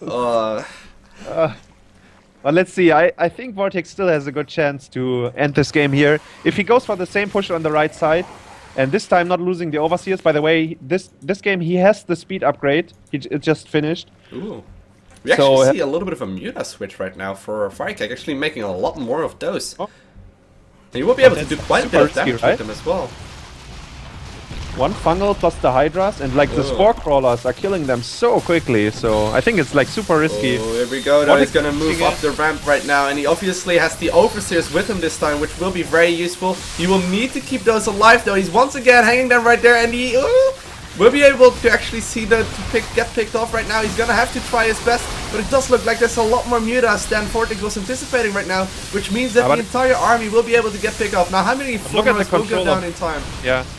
Vortix focused a lot of Swarmers with the Roaches. He did lose his army, but he killed a lot of swarmers as well with the roaches, so... the question is, was it worth it? What's the unit loss tab? It's pretty much even. FireCake lost 2k resources. The Russian caster is enjoying this one as well. Yeah. Yeah, they do. He's also a Protoss player, so he's probably loving this too. And I think overall, I guess it was a good exchange for FireCake, right? Because the Infestors died as well. The Mutas can't fight against the Hydras here in low numbers. So now what do we have? Both getting the 4th base at the same time. We see Fantrol sacks though from Vortix, which means he could go for a drop. Okay. I'm not completely sure if that's necessary still, considering he managed to kill so many of the Swarm hosts, but this is this is gonna get a wonky game once more. But actually all those 12 Swarm hosts are in the middle of the map, so drop into the main base would be super effective because the Swarmers are so far out of position. Like if they would still sit at the natural, I think drops would be a bad play. Or a very risky play, I'd say. But given that the Swarmers are in the middle of the map, drop play should be like super effective. Maybe with a small run by to the 3rd base, like 4 or 5 roaches at the same time. That would be brilliant if Vortix is going for something like that. For a second it looked like the Mutas. No, the Mutas actually turning around once more. Very risky, but he will actually see all of these overseers flying around. Turns out Mutas actually also have binoculars. So they will, they will be able to see all of these overlords moving across the map. And he knows exactly what is up, but is he going to move them back in time? Because moving the Swarm host is a big deal. 10 Zerglings could just pick off a hatchery on the side. Yeah, now he's moving the Swarm host. And Vortix is taking too much time. He's just running around. It's risky though, because he isn't completely aware of the Mutalist positioning. Yeah, that's true. Now it's too late. The Swarmers are now at the natural, so they will have the Locos. He could still go. There we go. He's gonna just pick him off. He will be able to, at the very least, pick off pretty much the entire main base before anything happens. And here we go. He's gonna move and just drop everything in the main base. And the Mutas actually don't kill anything in time. They are forced to fly away because obviously Idolus are being dropped right now. And he will be able to go for the main base, which means we're not gonna see tier 3 tech, which means we're not gonna see any kind of +3 upgrade, and he will also likely be able to pick up his fire. Can he kill the Locust? That is the question here. Locusts are pretty strong. He needs to set up a concave at the ramp, I guess. Yep, there we go. Okay, so he target fire this fire right now. And yeah, he will just run away. Okay, I like that decision. Me too. Oh god, but he can unload? Yeah, he can kill 2 of Infestors and the Mutas. Oh, they're just not enough. Wow, that was pretty risky, man. I have never seen something like this. That would have worked out. That was actually very well done by Vortix. Look at the money of FireCake. So much minerals, but almost no gas at all. So I guess it's time to get 16 spy crawlers. That would, I mean, that would be the perfect timing for it. Why not? Yeah, exactly. Like, he's not out of the game. He has 20. No. He has 20 swarm hosts. Like, how can you kill them with this army? Vortix can't. So. I like the idea though. He's like, I can't finish you off straight up, so I will just go around you and have no problems doing that. Now, that is a risky 4th base to take from Vortix, or 5th base rather. He already has the 4th base mining on the left side of the map, but this is going to be a hard one, because the Locusts can actually just rally straight on top of it, and yeah, the Mutas will be able to pick it off right now. Do we see a cancel? Nope, no cancel right now with Vortix. Not the biggest of deals, because both dropping into the natural, by the way. And the main target should be the infestation pit. So there are no more infestors popping. That would be the best for Vortix. We see a rogue flank though. He's gonna try and actually force the units into the main base, and here we go. No, he's actually gonna go for the 4th base. Smart move right now from Vortix. Oh god, the overlords got fungled. Oh! Can he retreat? He can't retreat. He's actually just gonna chain fungal overlords. That is something I haven't seen before. What is this here? Look at this swarm host. Oh, we see the swarm host counter attack while the overlords are being fungled. The overlords aren't quite killed. We see attack at the 4th base as well. Off FireCake right now, but how much damage will these swarm hosts in the natural be able to do? That looks so funny. I actually don't know what's happening. The roaches getting fungled and the Mutas taking care of the roaches, but they will probably kill the lair before they actually die. And the Hydras are still alive in the natural. Such solid play right now for Vortix though. And such a confusing game. Like, I think Vortix should win this one. Vortix actually managed to get out of there. Yeah, he actually managed to kill pretty much every drone that is out on the map right now. How many are there? There's only 2 left right now for FireCake, which means all he needs to do is just sit back, you know. FireCake, Has a bunch of swarmers still out, but I don't think that's going to be that, you know. Like, he has a bunch of minerals. He could get like queens and start to inject again, but instead he's building nothing. Like I don't know, he's paralyzed or something. Like he's getting burrow and another hatchery, but that's it. No queen. Vortix trying to get the swarmers here, but he just can't get close to them. And well, FireCake still has 6 infestors, so it will be hard for Vortix to finish this game. No, there's no clear way to end this game. Yeah, what he's probably gonna do is just sit back. Just, you know, he knows he has like a gigantic economy advantage, so there's really no reason why he should be attacking too much. He's likely just gonna try and max out and do little counterattacks like this. It's exactly what he wants to be doing. Just see what you can do, and you know, just make sure these swarmers are at home without, you know, you getting counterattacked all the time. And that is actually going very well. Just pushing the advantage that he has, and he will actually be able to pick off the main hatchery right here, which, you know, even though it wasn't mine from, it's just annoying because he needs to get creep down there. But the drone count is still very limited for Vortix here. He only has 47 drones, so his economy is of course better than FireCake's. That's true. But it's not the economy where you can like throw away units into swarmers and then rebuild or remax. So. But he gets Vipers, and I think that's a very, very good decision here, because Abduct against either the Infestors or the Swarm Host will slowly win him the game. It will take a while, but at one point he will be able to abduct all those important pieces, and then he will just be able to A-move. Yeah. Yeah, that's very smart by Vortix. I like that. That's we might even see like an Abduct on the Mutas, to be fair. Yeah, why not? I mean, they cost 100. Oh, you can there we go. Actually pushing a few swarm hosts in there. He wants more. The double yank right there. Here we go, though. Infestors are in good positions. Yeah.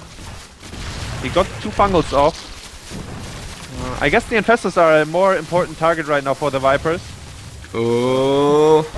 Here we go. This is gonna be an interesting fight. Even if this is like a fair trade, Vortix will be very happy with this, just considering the economy advantage that he has. It does look like he managed to kill all of the Mutalisk right now, and this the DPS is high enough. Yeah, the DPS is high enough right now. Does he have detection? He for once also has an oversteer with his army, even though it's at low HP. They were in the group stages. Yeah, it's almost dead. I can't really recall all the group stages. Yeah, okay, but I think they qualified for this season, and yeah, already giving a good start here. Now it's going to be very important that the player right here wins the game. Would you be so kind to do the introductions? I'm not as good as cheerleading as you are, though. No, and I'm not as good as in the player interaction as you. So, in the bottom right, we do have the Mouseports player Vortix, the yellow trunks, and on the top left, we do have the Zerg from France playing for the team Vega. It's FireCake, giving us some very, very interesting ZVZs. I love it whenever, like, in a best-of-3 series, whenever there's a lot of cheese involved, you know, like in ZVZ, I love it whenever there's, like, a 4-player map. Because there's just no chance that either player is really gonna go, like, a 10-pool or a 9-pool. Because that would have just been, you know, that's just too risky. That's really not a possibility. So, we're definitely gonna get a little bit of a longer game, longer than at least, like, 5 minutes. Which is gonna be good. Hopefully. Well, we had longer games before. I mean, map 1 and 2 were pretty long. Definitely. And if I would be a Zerg player, I would go for 9-pool on such a map as well. I mean, sometimes you have to roll the dice. I mean, not that often, but I believe sometimes it could be very good. You have to be lucky with the scout, I guess, in ZVZ. So, yeah, let's see. And yeah, FireCake is going for a hedge. For pool first, while Vortix is going for hedge first. So a little bit of a riskier move right here with Vortix, like we discussed previously, but, you know, honestly, since it's a 4-player map, it's just very risky for your opponent to go for a temple, you know, because you don't really know where your opponent scouted, and it's just a risky move. So, all in all, this is definitely a risk worth taking right now for Vortix. I wonder if he's going to go gas before the spawning pool as well, which is definitely something that is very strong against the pool first, because, you know, like we talked about before, no, we actually don't see that, but like we talked about before, it does allow you to get deserting speed much earlier than your opponent. Yeah, that's what Vortix did on the first map, like hedge, gas, pool. Followed up by an all-in, which didn't work out, and FireCake was able to get into the unit composition he really wanted to, like Infestor, Swarmhost, Queen, and Viper, backed up by like 20 Spinecrawlers and Spores. I think we're gonna see a gasless opener right now from Vortix, actually not getting a gas, guys, and already rallying to the net right now, stopping at 18 drones, so that's actually kind of a cool move. Sometimes what it allows you to do, well, pretty much what you always allows you to do, is go for pretty much just whatever defense you want, or whatever tech you want, but just go for defense with a bunch of, probably a bunch of evolution chambers right here at the front and queens.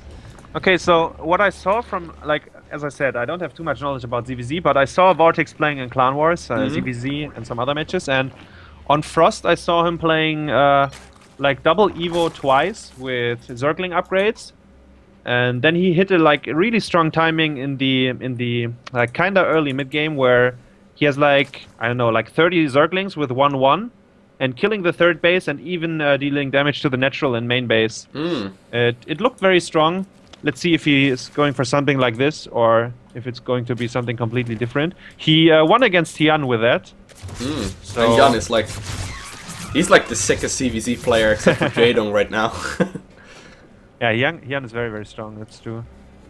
Let's see, he has one gas mining, on the other side we see exactly the same. He took the gas pretty late. I'm a little bit confused by this gas timing for Vortix. Usually, if you see your... Oh, there we go. That was a nice fake. He started the speed, so the Zergling still saw it, he cancelled, and then he made the lair. That was a smart move very, right here. very cute. Yeah, very whenever cute. you're scouting as a Zerg player, you can always see like the little wobbling going on in the spawning pool. And he obviously clicked on the gas guys, and when he was walking past it, realizing, okay, you're about to mine 100 gas, what are you going to spend it on? Instantly going for the metabolic boost and constantly going for the lair. So what are we going to see from this though? He's going for an evolution chamber at the front. Likely going to be a roachborn right here as well. Yep, there we see the roachborn. And double gas being taken. So what we're going to see is probably exactly like we would have seen in game number 2. A roach speed timing push with +1 attack. Yeah, there we go. +1 missile but going down. This time he will not forget the roach speed. That's I hope what you're not. trying to say. Now, yeah, I think this time he will be. I think this time he will be on top of his roach timing here, because it was clearly a missed opportunity last map. But yeah, let's see. Maybe he has something else in mind, but it looks very, very similar. And yeah, there we go. So roach speed is on the way.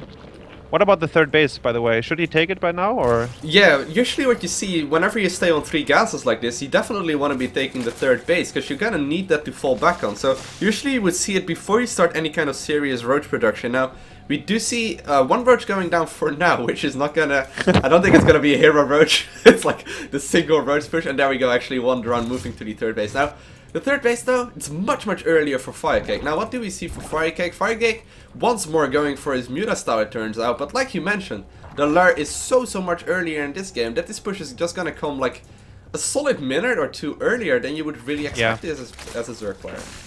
Yeah, and he does have +1 as well, as you mentioned. The timings will line up perfectly here, or almost perfectly. And FireCake is... well, his Overlord is retreating. I thought he might fly in to scout what's going on, but... nope. Yeah, he's retreating, so he won't have any idea till the roaches being spot in the middle of the map. Because Vortix was able to kill one of the Overlords with his queens. And yeah, there we go. The roach production is starting. He already has 10 of them, 7 more to be produced. And probably he will reinforce with a few Zerglings, I guess. Yeah. most likely he's actually gonna he doesn't have drone speed, behind it, or yeah. We will see exactly what is going to happen soon. Now here we go. How much damage does he have to do? Well, basically, he at the very least needs to kill this third base. If the third base goes down, he will be able to just, you know, take a sincere advantage right now. Now you do see a big counter attack. Wow. Good positioning right there on the roach. Yeah, sick positioning. Like somehow the Zerglings got through, but like it looked very funny. Oh, he's actually going straight for the natural. He doesn't even care about the third base. I love that as well. Mutalisk, where are they? You should always go for the natural and main base, because that's where the important things of the Zerg stands. And as we can see, the Banelings died. There's no Spinecrawler, no defense at all. The Mutas just started, so he does have around 30 seconds to deal damage with the Roaches. And Roaches are pretty quick at dealing damage. Like, yeah, they will be able to deal so much damage. Yeah. Mutalisk are in production right now, 8 of them, but 8 Mutalisk are not very good at cleaning up. How many Roaches are there? 29 right now in total. Perfect timing attack has been hit right here by Vortix. And Vortix will be able to at least likely pick off the natural, but he will take a big advantage right now. The Harvest is already dropping for his opponent. 26 workers in total already went down, and roaches everywhere. In natural third and main base. And yeah, just beautiful executed by Vortix. Like, no mistake in the build order at all. FireCake didn't expect it to happen, I believe. There was no defense at all. The lair is going down. And, well, yeah, he is down to 19 drones. I don't think there's a way you can come back from this. No, he might actually be able to pick up the natural as well right all here. So that is going to be, yeah, that is going to be the biggest. He will be revealed. The third base is going to go down as well, indeed, and yeah, GG is cold. GG's before he's going to be revealed. Great games. Okay. Yeah.